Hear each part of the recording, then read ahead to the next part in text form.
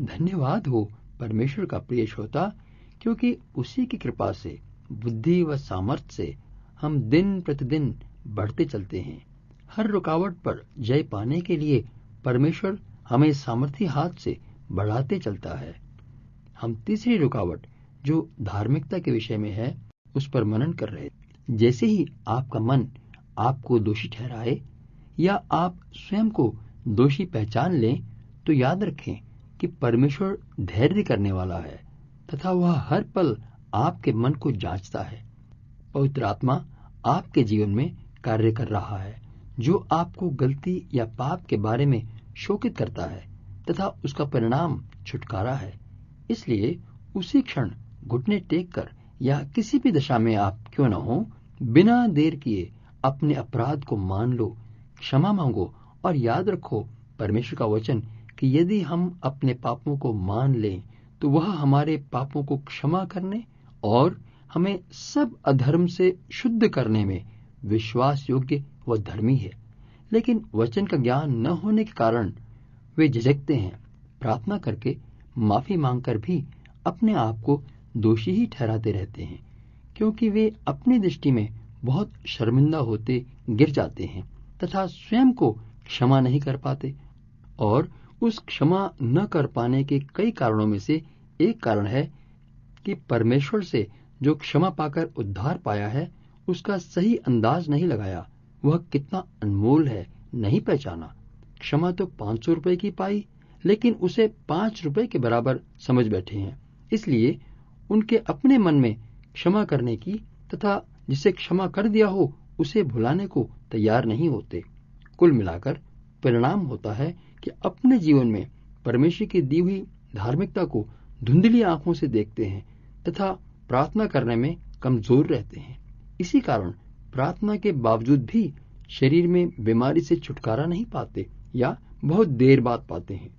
एक बार परमेश्वर के सेवक स्मिथ विगल्सवर्थ के पास एक पादरी आया कि उसके लिए प्रार्थना करे ताकि वह पवित्र आत्मा की भरपूरी पाए।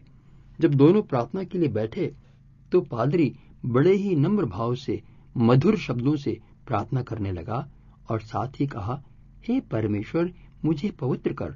उसे वहीं रोकते हुए भाई स्मिथ ने कहा, परमेश्वर प्रार्थना की मधुरता से नहीं बल्कि विश्वास की प्रार्थना चाहता है और उसके लहू से धुलकर तुम पवित्र हो।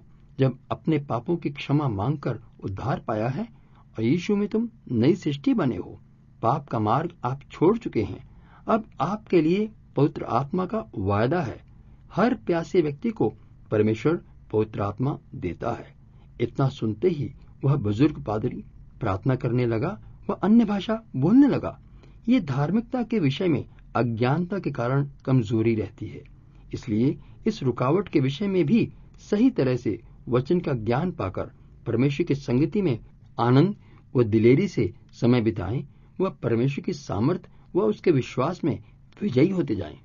आइए तो हम आगे देखते हैं चौथी रुकावट जो आती है अज्ञानता के कारण प्रभु यीशु के नाम की सामर्थ में जो हमें अधिकार मिला है। हम जानते नहीं कि कितने धन्य हैं तथा इस कारण से हम अज्ञानता के बंधन में गुलाम हैं। जिस घड़ी हम इस अधिकार को पहचान लेंगे, इस्तेमाल करना जान लेंगे, तो फिर शत्रु शैतान के लिए हम एक चुनौती बन जाएंगे, विजय का उत्सव मनाते चलेंगे। साधारणतः लोग यीशु का नाम जो मात्र प्रार्थना पत्र के नीचे हस्ताक्षर करने की बात सोचते हैं, यीशु के नाम को मंत्र रूप समझते हैं।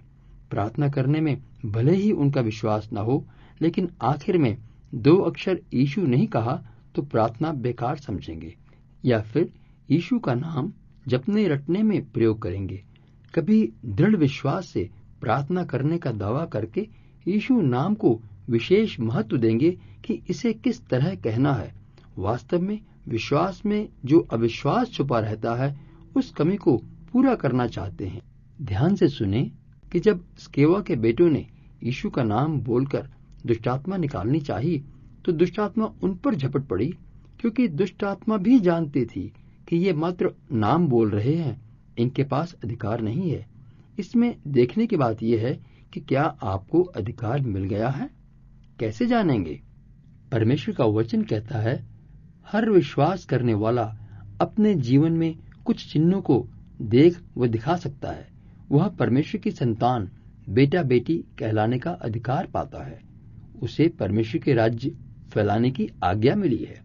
प्रभु यीशु ने कहा, स्वर्ग व पृथ्वी का सारा अधिकार मुझे दिया गया है, इसलिए तुम जाओ। ये हमारे पास अधिकार का पर्चा मुख्तारनामा है। तब हम यीशु द्वारा अधिकार पाए हुए हैं कि जो काम प्रभु यीशु ने स्वयं किए थे वे सब तथा उनसे भी बढ़कर कर सके।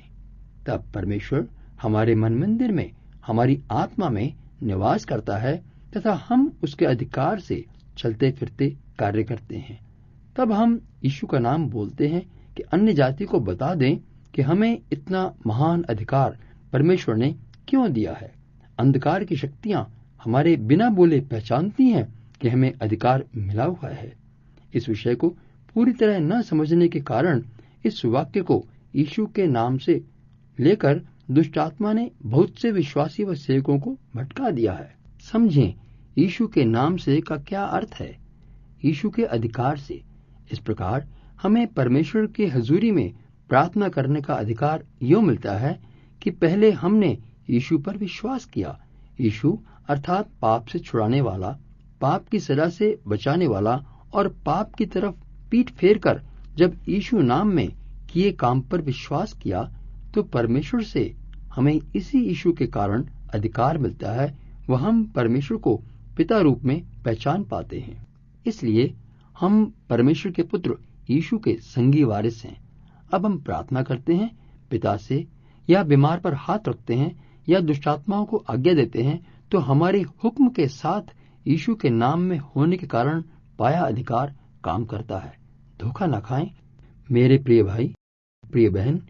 यीशु का नाम जादू टोना का यंत्र मंत्र नहीं है। मेरी प्रार्थना है परमेश्वर से इस पाए हुए अधिकार को सही प्रकार पहचानें और अपने जीवन में इस्तेमाल करें। परमेश्वर आपके साथ है। आमीन।